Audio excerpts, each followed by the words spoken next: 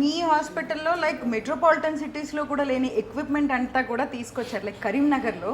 So how does this help అంటే diagnose చేయడానికి మీకు అలాగే పేషెంట్స్కి ఇది ఎలా ఉపయోగపడుతుంది అంటే మీరు ఏం చెప్తారు సార్? అమ్మ నో, మెట్రోపాలిటన్ సిటీస్లో ఉన్నంత రేంజ్లో నా దగ్గర ఎక్విప్మెంట్ లేదు. ఓకే, సఫిషియెంట్ ఉంది, సరిపోతుంది. మెయిన్ అమ్మ మన ఇన్వెస్టిగేషన్స్ అనేవి రీజన్ కాజ్ అంటే ఒక ప్రాబ్లం ఉంది మనం తెలుసుకోవడానికి మనకు ఇన్వెస్టిగేషన్స్ కావాలా.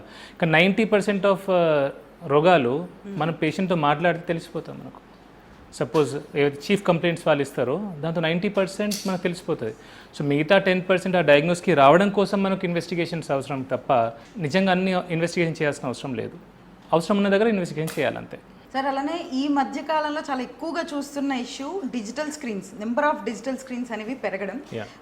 ఒకటి కాదు రెండు కాదు, ఇంట్లో కాసేపు టీవీ చూస్తాం, బయటకు వెళ్ళేటప్పుడు ఏ బస్సులోనో ట్రావెల్ చేస్తూ ఫోన్ చూస్తాం, మళ్ళీ ఆఫీస్కి వెళ్ళి ల్యాప్టాప్ తీయడం మళ్ళీ. సో 24 అవర్స్లో ఒక 16-17 అవర్స్ ఖచ్చితంగా మనం డిజిటల్ స్క్రీన్స్ ముందు పెట్టుకుంటున్నాం. సో దీనివల్ల అసలు బ్రెయిన్కి ఎటువంటి ఎఫెక్ట్ ఉంటుంది? మా ఫస్ట్ చిన్న పిల్లలకు వచ్చే న్యూరలాజికల్ ప్రాబ్లమ్స్కి మెయిన్ కారణం ఈ ఫోన్. తల్లులు ఏం చేస్తున్నారంటే వాడు అన్నం తినట్లేదని ఫోన్ ఇచ్చేస్తాం, కొంచెం అల్లరి చేస్తుండు వాడు ఒక కార్నర్ కూర్చోబెట్టాలంటే ఫోన్ ఇచ్చేస్తున్నాం, మనం పక్క వాళ్ళతో మాట్లాడితే వాడు డిస్టర్బ్ చేస్తే మనం ఫోన్ ఇస్తున్నాం.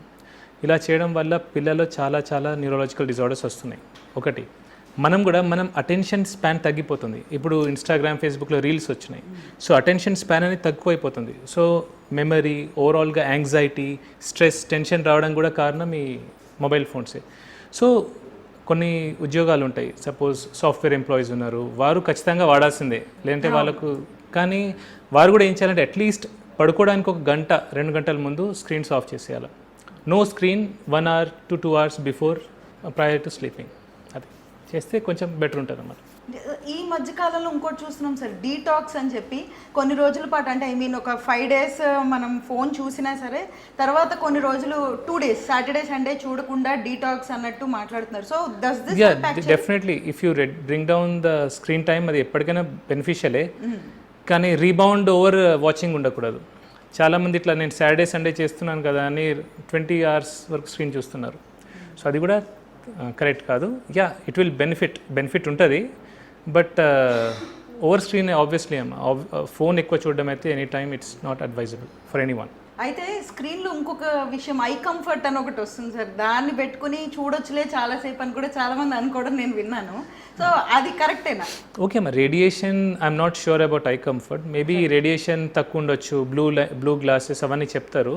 కానీ ఈ రీల్స్ అయితే వాడుతున్నాం, మనం రీల్స్ చూస్తాము, సో అటెన్షన్ స్పాన్ అనేది తక్కువైపోతుంది.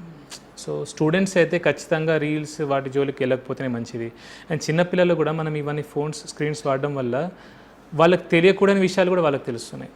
ఇప్పుడు మనం సపోజ్ టీవీ పెట్టి ఉంచినాము పిల్లలకి, లేదంటే ఫోన్ ఇచ్చామంటే వాళ్ళు ఏం చూస్తున్నారు అనేది కూడా మనం గమనించాలా, జస్ట్ ఇచ్చేయడం కాదు. సో దానివల్ల పిల్లలు చెడిపోవడం కూడా జరుగుతుంది. So yes, definitely maybe I స్క్రీన్తో యాజ్ యూ సెడ్ ఉండొచ్చు, ఆర్ డీటాక్స్ ద్వారా కూడా బెనిఫిట్ ఉండొచ్చు. బట్ పిల్లలకైతే పర్యవేక్షణ చాలా ఇంపార్టెంట్ ఒకటి, అండ్ మనం కూడా ఎంత తక్కువ వాడితే అంత మంచిది.